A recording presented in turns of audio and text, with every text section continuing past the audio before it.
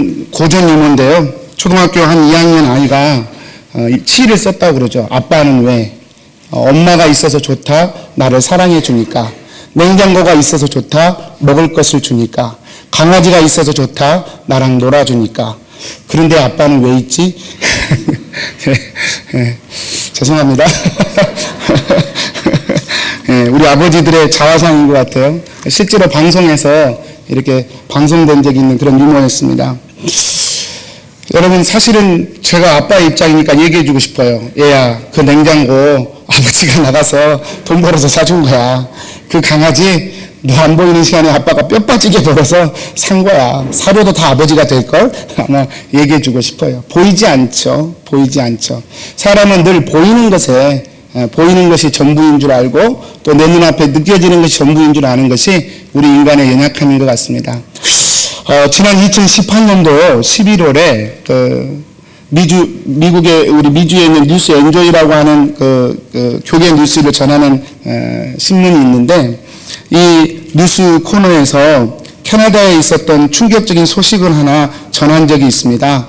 그 뉴스 제목이 뭐냐면 혹시 자료 없나요? 제목이 그래요. 하나님을 믿지 않는다 고백한 목사에게 목회 계속 허용이라는 제목이었었습니다.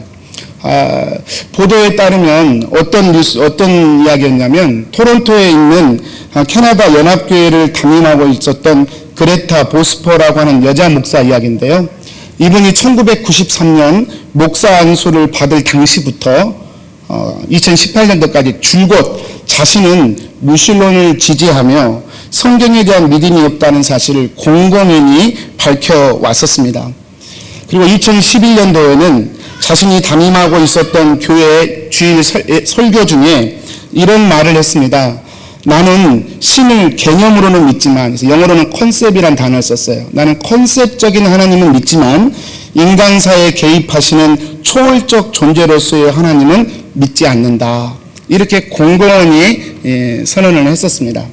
이것이 문제가 되어서 캐나다 연합교단에서 이 문제를 조사하기 시작했고 1차 판결로는 그래서 이 여자 목사가 했던 일 중에 하나가 이 예배 순서 중에 주기도문을 아예 빼버렸어요.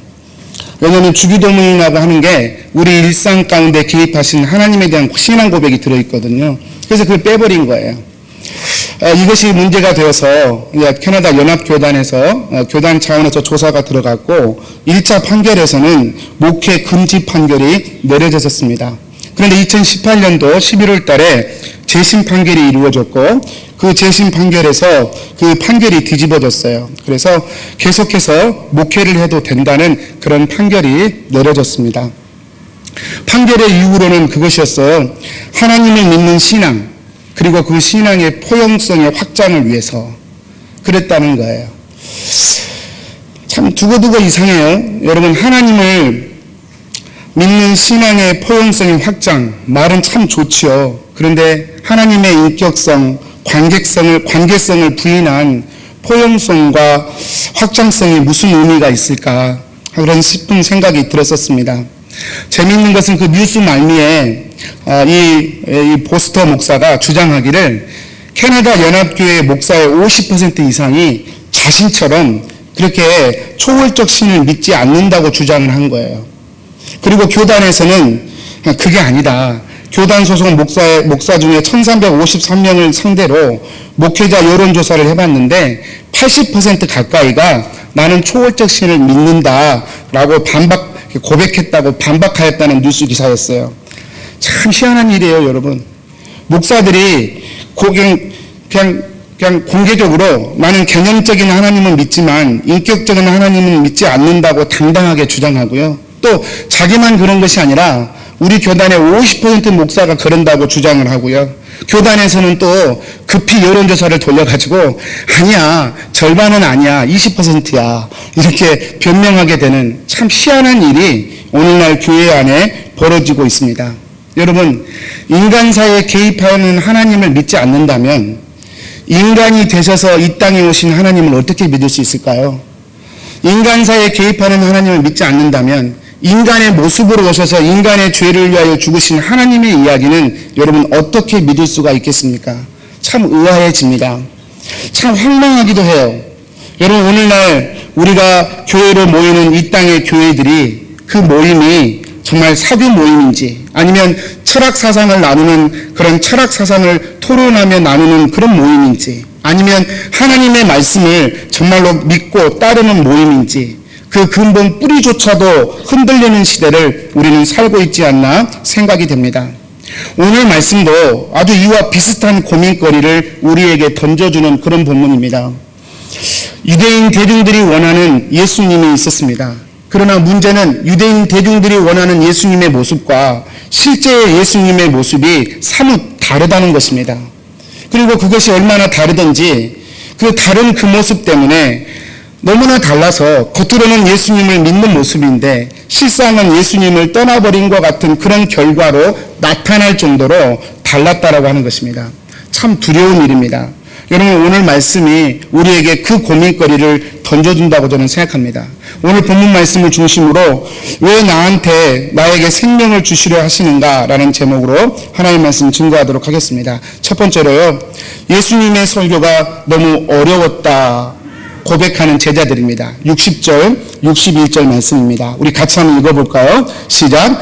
제자 중 여럿이 듣고 말하되 이 말씀은 어렵도다 누가 들을 수 있느냐 한데 예수께서 스스로 제자들이 이 말씀에 대하여 수군거리는 줄 아시고 이르시되 이 말이 너희에게 걸림이 되느냐. 지금 예수님이 가버나움 회당에서 한 편의 설교를 하셨습니다. 좀 긴 설교였어요. 이 설교를 하셨는데 그 설교가 이해하기가 매우 어려운 그런 설교였습니다. 오병이의 그 기적 이후에요. 아, 이분은 정말로 우리가 찾던 메시아구나. 이분은 정말로 진짜구나. 선지자 맞구나 싶어서 많은 사람들이 예수님을 왕으로 삼으려고 그랬습니다. 여러분, 누군가를 왕으로 삼는다는 건 지금도 그렇지만 당시에 굉장히 모험적인 일이죠. 여러분, 장난으로라도 왕이 버젓이 있는데 다른 사람을 왕으로 삼는다 표현하는 것은 참 쉽게 내뱉을 수 있는 그런 표현이 아닙니다. 그런데 하물며 10,000명이 모이는 공개적인 장소에서 내가 예수를 왕으로 삼겠다 선언했던 사람들이 있었다는 거예요. 그리고 그 선언에 많은 사람들이 호응하는 그런 분위기가 형성되었다는 것을 성경은 분명히 얘기하고 있습니다. 여러분, 그러니까 이것은 단순한 호기가 아니라 예수님에 대한 이분이면 정말로 이 모든 어려움을 이기게 할 수 있겠구나 라고 하는 나름대로의 확신과 예수님에 대한 결기가 이 사람들에게는 있었다는 것을 의미합니다. 예수님을 왕으로 삼으려고 했는데 예수님이 하나님의 뜻이 아니기 때문에 도망가 버리셨어요. 가버나움으로, 갈릴리 바다를 건너서 가버나움으로 도망가 버리셨습니다. 근데 거기까지 찾아온 거예요. 여러분, 다음 날까지 배를 타고 쫓아와서 예수님 언제 여기 오셨습니까? 저희가 찾느라고 좀 고생 좀 했습니다. 이렇게 하면서 예수님을 찾아왔던 사람들이 지금 본문에 60절, 61절에서 언급하고 있는 제자들입니다. 그러니까 보통 사람들이 아니에요. 예수님에 대한 나름대로의 확신과 열심과 열정을 갖고 있었던 사람들이 본문의 제자들입니다. 그런데 이 60절, 61절의 이 제자들이 이 예수님의 설교를 듣고 너무 어렵다고 수군거리는 것입니다. 이 말은 너무 어렵다. 이해하기가 너무 어렵다. 이렇게 수군거리는 거예요. 여러분, 우리가 지금 앞에 부분을 빼고 지금 이렇게 설교를 듣기 때문에 여러분, 예수님이 도대체 무슨 설교를 했기에 그렇게 어려웠을까? 두 절만 한번 보겠습니다. 53절과 54절입니다. 우리 같이 한번 읽어볼까요? 시작. 예수께서 이르시되 내가 진실로 진실로 너희에게 이르노니 인자의 살을 먹지 아니하고 인자의 피를 마시지 아니하면 너희 속에 생명이 없느니라. 내 살을 먹고 내 피를 마시는 자는 영생을 가졌고 마지막 날에 내가 그를 다시 살리리니. 예수님이 인자의 살을 먹고 피를 마셔야 된다. 나를 먹고 마셔야 된다. 그렇지 않으면 그 사람 안에 생명이 없다. 반대로 인자를 먹고 마시는 사람은 그 사람 안에 생명이 있게 될 것이다 말씀하신 거예요. 제가 군대에 있을 때 몇 번 말씀드렸지만 운전병이었어요. 제 상관이 동네에 출신 경찰분이셨는데 그분 장인 어른 댁에 한번 집안 행사가 있어서 상관을 모시고 가서 식사를 한 적이 있습니다.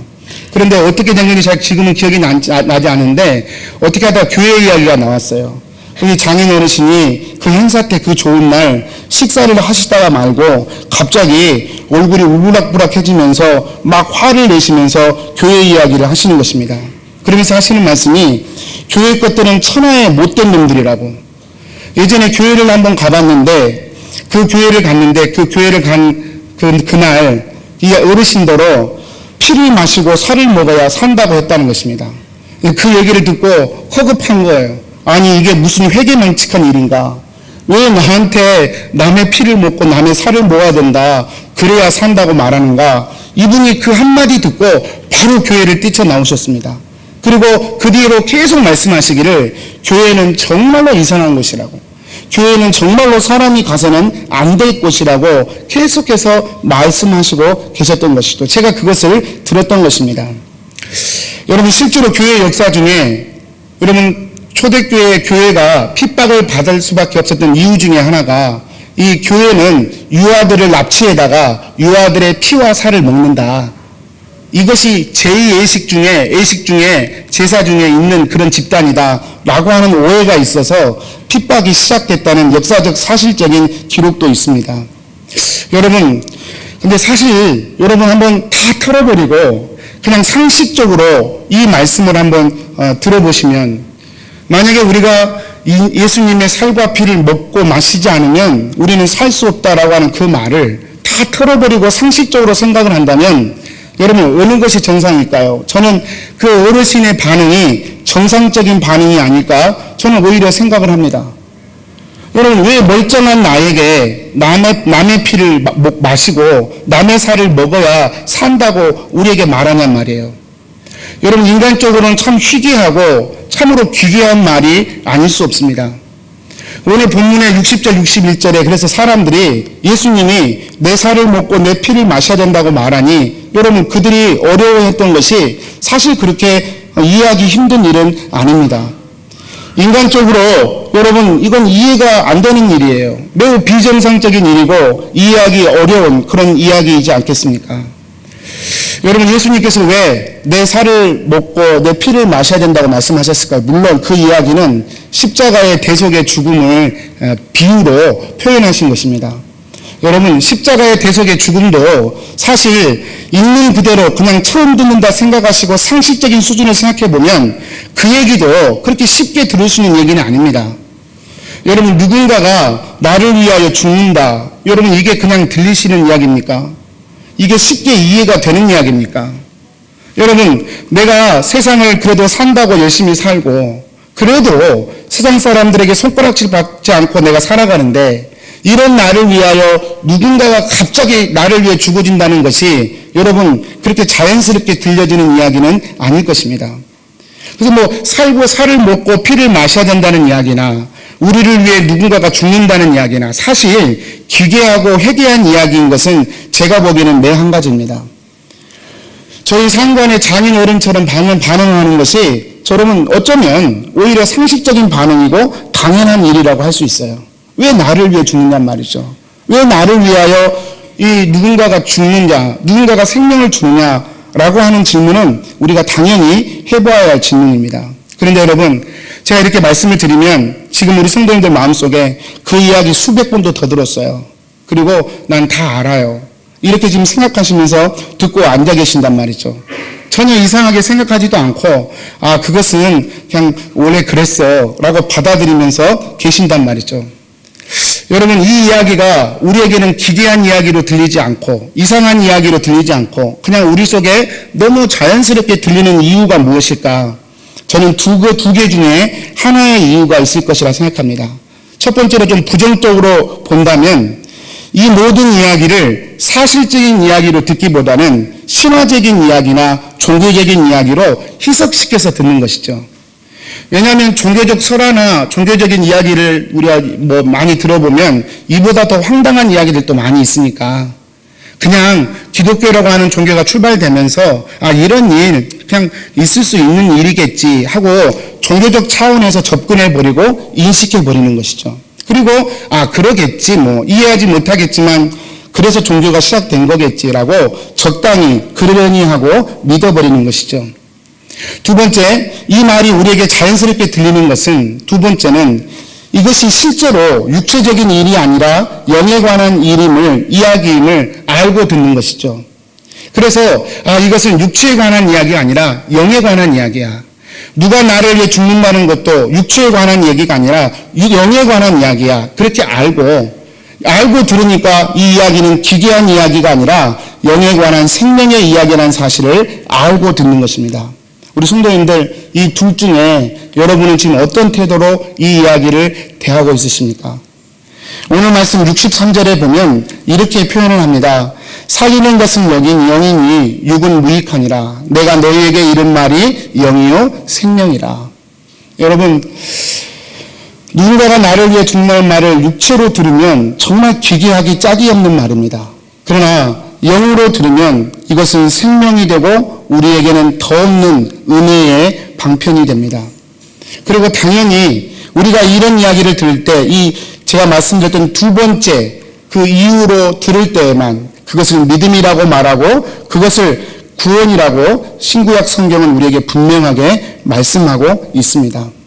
사랑하는 성도님들, 만약 저와 여러분이 이 살과 피를 먹고 마셔야 살 수 있다는 이 말씀을 영의 말씀으로 인식하고 계시다면 우리에게는 두 가지 전제가 필요합니다. 이것이 그냥 영적인 말인 걸 내가 알겠어요 라고 하시려면 적어도 두 가지 영에 관한 전제가 필요합니다. 이 말을 정말로 이해하시려면 첫 번째로 우리는 영적으로 죽은 자였다는 사실을 아는 것입니다. 에베소서 2장 1절에 그렇게 표현되어 있죠. 그는 허물과 죄로 죽었던 너희를 살리셨도다. 허물과 죄로 죽었다. 이것이 영적인 이야기의 전제입니다. 여러분 생각해 보십시오.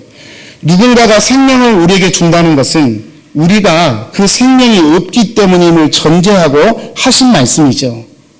구약에서 예수님의 그림자로 수많은 생명을 드렸던 희생제물들, 동물들, 그들이 왜 죽었습니까?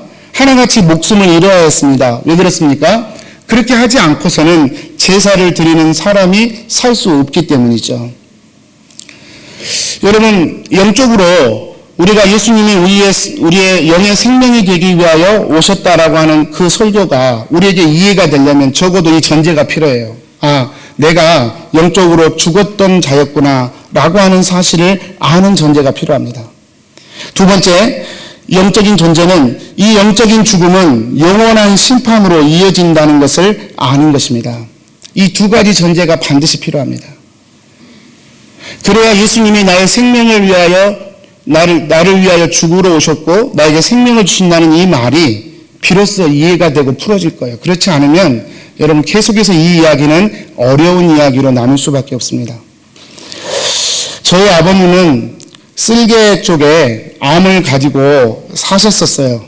어머니 돌아가시고 바로 이 암을 앓으셨어요. 3년 동안 앓다가 돌아가셨습니다.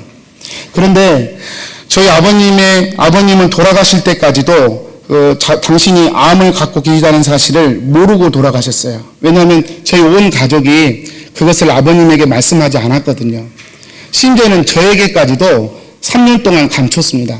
저는 마지막 아버님 돌아가시기 한 2달 정도 전에 아버님이 그런 병을 갖고 계시다는 사실을 뒤늦게 알았었어요. 참 개인적으로 힘들어했던 그런 기억이 있습니다.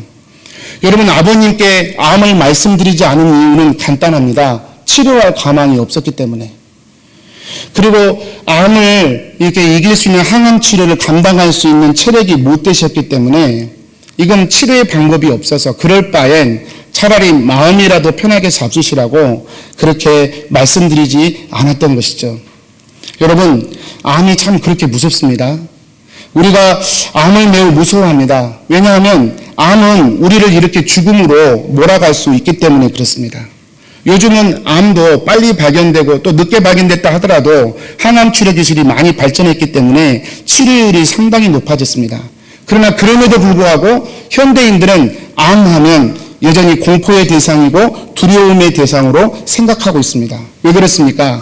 암이 가지는 파괴적인 그런 힘 때문에 그렇습니다. 그리고 그것은 죽음이기 때문에 그렇습니다. 여러분, 우리가 영적으로 죽었다라고 하는 사실은 이보다 훨씬 더 심각하고 무서운 말입니다. 몇십 년 그냥 더 살고 덜 살고의 문제가 아니기 때문에 그렇습니다. 영혼과 맞물려서 이렇게 돌아가는 것이에요. 마치 영적 암과 같은 것이 영적인 죽음이다. 그렇게 말씀드릴 수 있습니다. 예수님이 우리에게 이 자신의 살과 피를 찢기고 흘리고 그래서 우리에게 생명을 주셔야 했던 이유도 우리가 바로 그러한 상태에 있는 그런 영의 사람들이었기 때문에 여러분 주님이 그렇게 하실 수밖에 없었던 것입니다. 여러분 이것을 아는 것이 전제입니다. 내가 영적으로 죽은 자고 이 영적인 죽음은 영원한 심판으로 이어질 수밖에 없음을 알 때에 예수님이 나를 살리기 위하여 생명을 주기에 이 땅에 오셨다는 이유를 그때야 이해할 수 있습니다. 성도님들, 제가 목회하면서 가장 많이 느끼는 애로사항 중에 하나가 우리 성도님들이 정죄와 진단을 구분하지 못하신다는 것입니다. 정죄와 진단은 분명히 다르거든요. 저희 아버님이 암에 걸리신 것은 현상이고 현실이었습니다. 그리고 그것을 진단해 주신 분은 연세대학교 세브란스의 한 의사분이셨습니다. 여러분, 그 의사분이 저희 아버님의 암을 모르고 있었다가 그 의사분이 진단을 하셔서 저희 아버님이 암을 가지고 계시다고 진단해 주셨습니다. 근데 그것을 두고 저희 가족 중에 아무도 왜 우리 아버지에게 암을 진단했느냐고 그 의사를 공격하거나 비난하지 않았습니다. 왜 그렇습니까? 그것은 정죄가 아니고 진단이기 때문에 그렇습니다. 오히려 진단을 해주셨기 때문에 그 다음 상황을 대처할 수 있고 이렇게 대처할 수 있게 되어서 오히려 감사했죠. 그리고 오히려 3년이라는 긴 세월 동안 다른 분들보다 평균적으로 더 이렇게 건강하게 살 수 있었던 것에 대해서 이 의사 선생님의 수고로 저희는 알고 그렇게 읽습니다. 여러분, 영적인 세계도 마찬가지입니다. 우리가 하나님을 떠나 영적으로 죽은 상태가 되었다. 이것은 현실적인 이야기고 실존적인 이야기입니다. 우리는 그 상태를 모른 채 살아왔었습니다. 그런데 그것을 성경은 진단해 주는 것이죠. 우리가 영적으로 죽은 상태였다. 그리고 그 영적인 죽음은 영원한 심판으로 우리를 이끌고 간다. 성경은 우리에게 그것을 진단해 주는 것이죠. 그리고 그 진단에 예수 그리스도의 십자가의 죽으심을 처방으로 내리시고 우리에게 생명을 주시기로 한 것입니다. 그런데 여러분, 많은 분들이 이 성경의 진단, 당신은 죄인입니다, 구원받아야 합니다 라고 하면 기분 나빠하십니다. 왜 나보고 죄인이라고 그래? 이 세상 사는 것도 힘든데 왜 힘을 보태지는 못할지언정 왜 더 마음의 짐을 지우려고 그래? 교회가 그러면 되겠어? 여러분, 이렇게 생각하신다면 오해입니다. 영적인 세계를 여러분 우리가 봐야 합니다. 영적인 자신의 심각한 죽음의 상태를 알지 못하기 때문에 그렇습니다. 여러분, 우리에게 이 두 가지 전제, 그래서 예수님이 내가 너에게 생명을 주러 왔다라고 말씀하셨을 때 제자들이 그 말이 어렵다고 하면서 여러분 이렇게 이해할 수 없다고 수근거렸던 이유가 바로 이것 때문입니다. 나의 상태가 영적인 죽음의 상태고 그 죽음이 영원한 심판과 연결되어 있는 상태인 것을 전제하지 않기 때문에 생명을 준다는 말이 이해가 되지 않았던 것이죠. 사랑하는 성도님들, 성경이 우리에게 전제가 아니라 진단을 해줍니다. 우리가 하나님을, 예수님을 그리스도로 온전하게 믿지 않으면 여러분 우리는 그런 상태라고 전제가 아니라 진단을 해주고 있어요. 세 번째, 많은 사람들은 그럼에도 불구하고 여전히 오병이의 예수님만 구한다는 것입니다. 오늘 말씀 66절입니다. 우리 같이 한번 읽어보겠습니다. 시작. 그때부터 제자 중에서 많은 사람이 떠나가고 다시 그와 함께 다니지 아니하더라.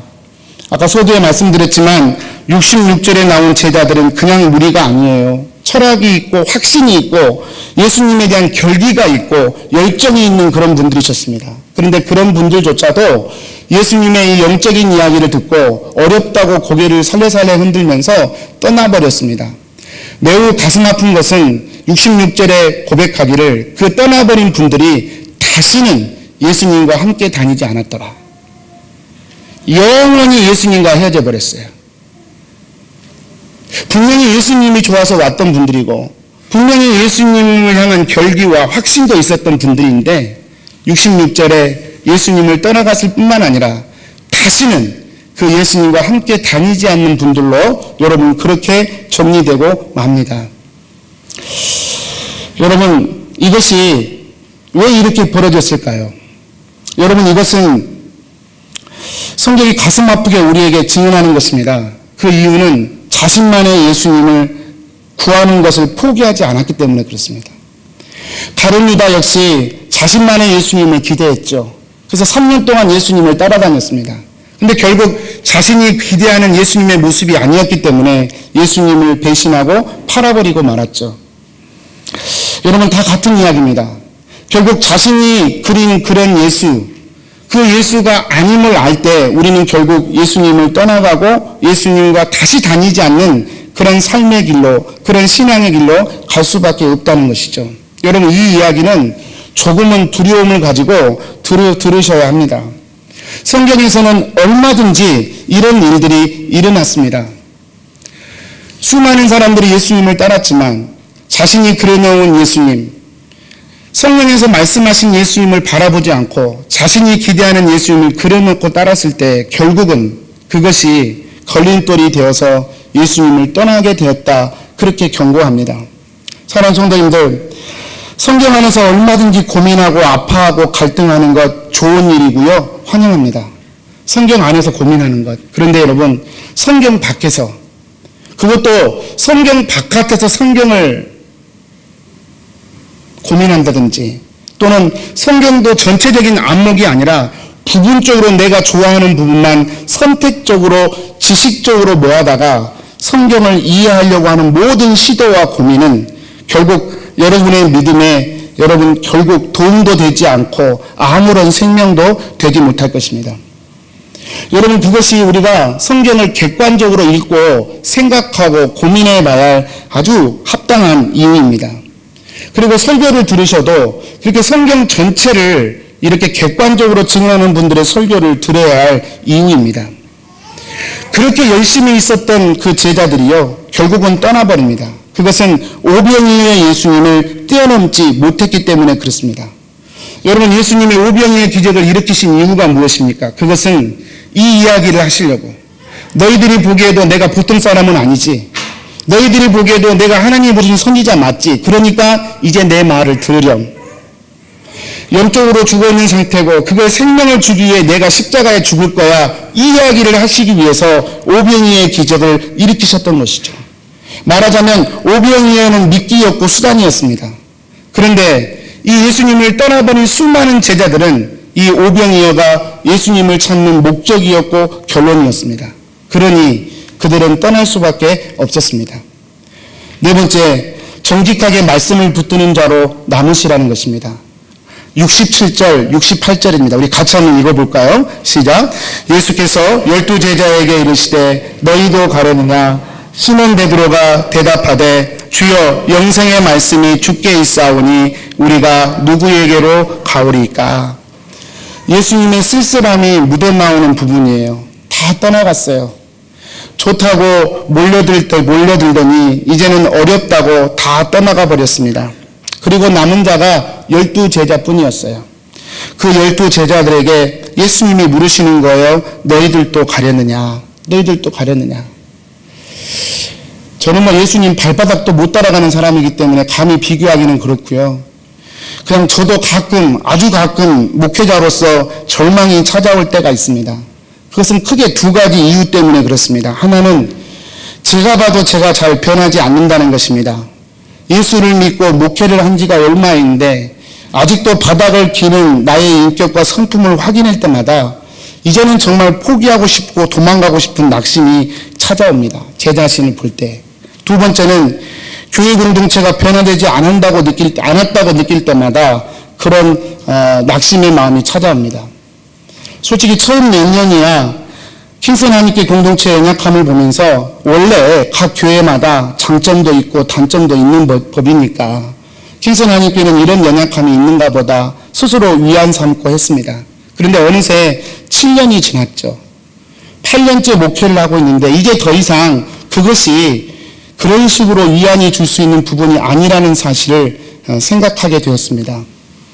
이제 킹슨 하나님께의 문제는 저의 문제이고 이제 저의 목회의 열매와 관련된 문제이고, 이것은 그저 객관적으로 볼 수 있는 문제가 아니라 저의 실존과 맞물린 매우 현실적인 문제인 것을 저는 인식하게 된 것이죠.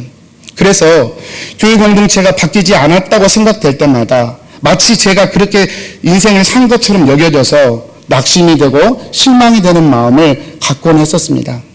근데 오늘 이 말씀을 보면서 다시 한번 그런 마음들을 훌훌 털어버리게 됩니다. 주님의 허탈함이 얼마나 더하셨을까? 10,000명이 넘는 그 많은 환호 속에서, 또 수십 명이 넘는 그 추적자들 속에서, 근데 그런데 다 떠나버리고 이제 12명 딱 남은 그 상황, 그리고 그마저도 안심할 수 없는 그런 상황. 그래서 너희도 가려느냐 그렇게 물으셨던 예수님의 그 모습 생각이 됩니다. 여러분, 그런 와중에 베드로가 예수님께 참 위안이 되는 고백을 합니다. 주여, 영생의 말씀이 주께 있사오니 우리가 누구에게로 가오리까? 영생의 말씀이 주께 있사오니 우리가 누구에게로 가오리까? 참 귀한 말씀이었습니다. 영생이란 영원한 생명이라는 말의 줄임말이죠. 베드로는 상황을 다 알 수 있었어요. 베드로라고 그 말이 다 이해됐겠습니까? 베드로라고 그 모든 상황들이 마음으로 흡족했겠습니까?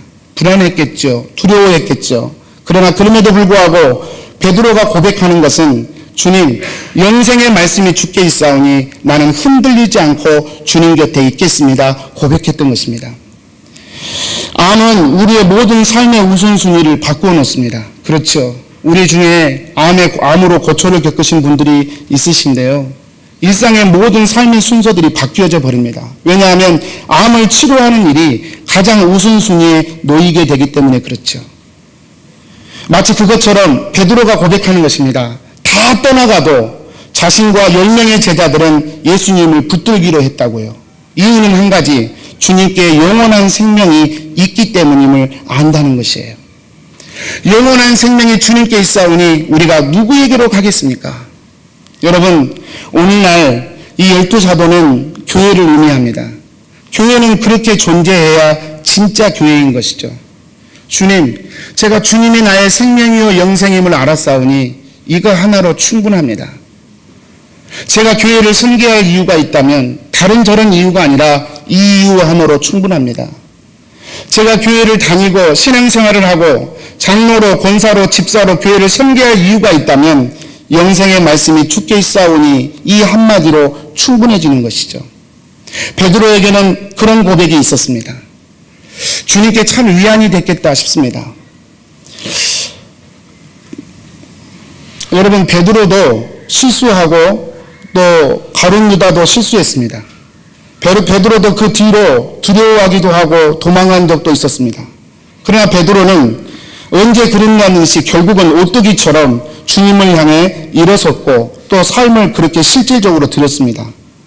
유다는 똑같이 예수님 베드로처럼 배반하고 두려워했고 실수했습니다. 그러나 그는 결코 주님을 향해 일어서 본 적이 없습니다. 왠지 아십니까?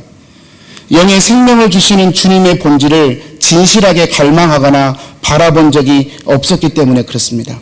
사랑하는 성도님들, 저희가 교회를 이루어야 할 이유가 무엇입니까? 저희가 킬센 한인교회에 모여서 예배해야 할 이유가 무엇입니까? 그것은 영생의 말씀이 주께 있다는 그 사실 하나입니다. 예수님이 있으면 나머지 모든 것을 다 가진 사람입니다. 예수님이 없으면 다른 모든 것을 가졌다 해도 아무것도 안 가진 사람입니다. 예수님이 있으면 산 자고 예수님이 없으면 죽은 자입니다. 예수님은 우리의 환경이나 편안함이 아니라 예수님은 우리의 생명이고 우리의 삶 그 자체입니다. 그 예수님을 영의 생명으로 받는 것, 그것이야말로 여러분 우리가 올 한 해 누리고 추구해야 할 진정한 하나님의 축복이요 은총인 줄 믿습니다. 우리 기도하겠습니다.